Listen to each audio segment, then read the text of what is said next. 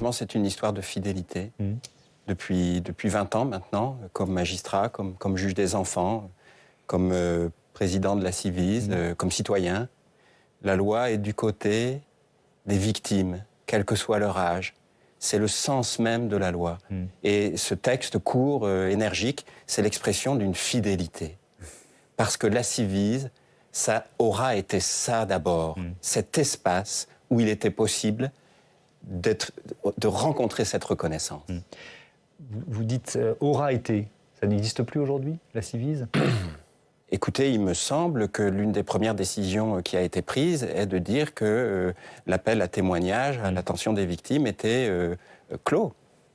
Et c'était notre mission première, la vocation de la Civise, être cet espace où enfin cette parole serait entendue dans sa légitimité, sans qu'il y ait à chaque fois quelqu'un en position de surplomb qui dise « oui mais ». Où en est la grande cause du quinquennat, d'après vous, Édouard Durand? Vous savez, c'est la grande cause des grandes causes. Et ça sera toujours la grande cause des grandes causes. Quand il y a une suspicion de viol contre un enfant, est-ce qu'on le protège ou est-ce qu'on ne le protège pas? Nous avons fait 82 préconisations. Elles sont là. Pendant 3 ans, nous n'avons jamais parlé que des enfants. Nous n'avons jamais parlé que de la loi.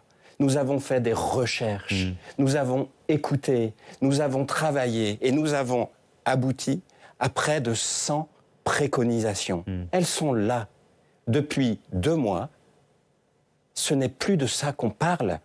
Et ce que nous voulons dire, notre engagement, c'est de dire, mais allons-y. La seule chose qui compte, c'est que ces préconisations soient mises en œuvre. Parce qu'au bout du compte, vous allez voir ce qu'on va dire.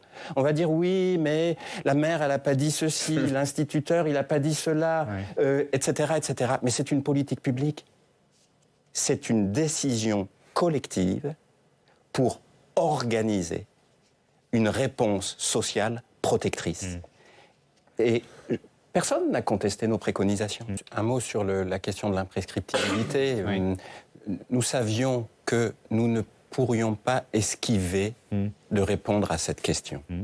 Et nous avons pris 3 ans pour y réfléchir avec des anthropologues, des philosophes, des juristes, des médecins.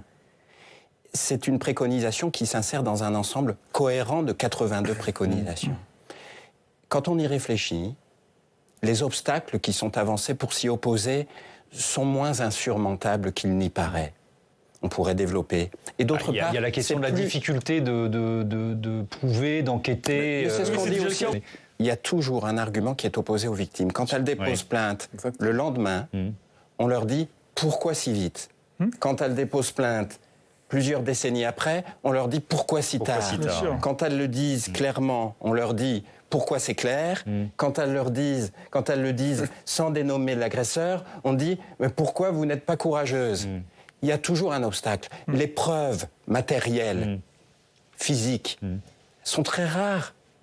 C'est un mauvais argument. Il n'y a en réalité pas beaucoup de bons arguments. Et on regarde que on voit que c'est beaucoup plus consensuel que ça. Quand d'autres commissions proposent une indemnisation, même si les faits sont prescrits, c'est bien une imprescriptibilité de l'indemnisation. Donc le seul problème, c'est l'imprescriptibilité de la déclaration de culpabilité. Et c'est toujours ça le problème, l'impunité des pédocriminels. La première des urgences, c'est de mettre un visage sur les 160 000 enfants invisibles pour les mettre en sécurité. Et c'est une question de doctrine. Bien sûr que personne n'est irremplaçable. Mais ce qui a caractérisé la Civise, c'est sa capacité d'être claire sur sa vision du problème. Et c'est pour ça qu'elle a suscité de la confiance. C'est pas une question de personne, mais de clarté du propos.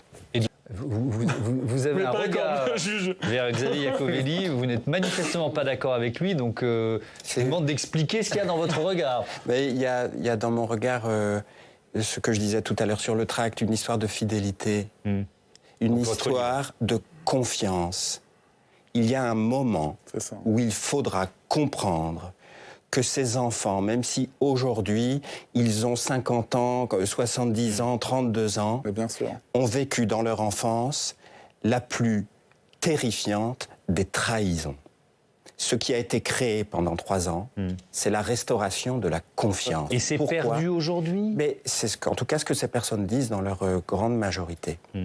Et quand je dis ce n'est pas une question de personnes, je dis les personnes ne font qu'incarner un engagement qui les dépasse évidemment.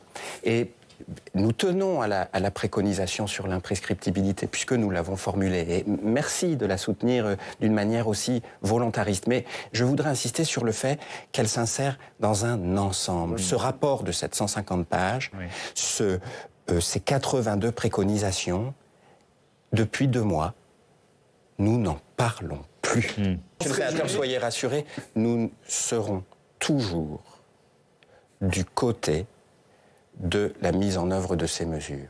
Moi, en ce qui me concerne, c'est mon engagement depuis 20 ans.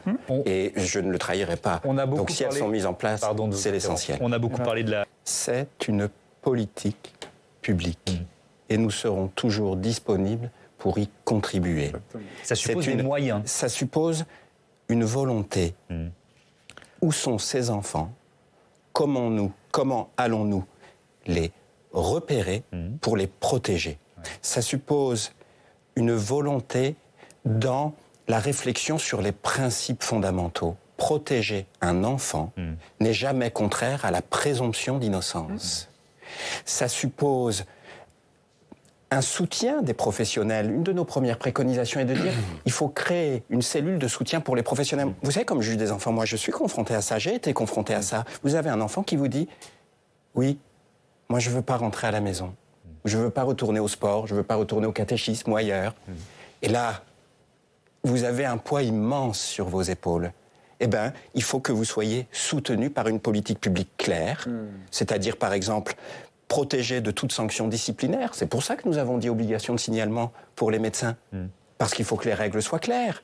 Et nous n'avons pas seulement dit il faut former les professionnels, nous avons créé un programme de formation. Parce que la formation, ce n'est pas seulement une idée vague, c'est un contenu assumé.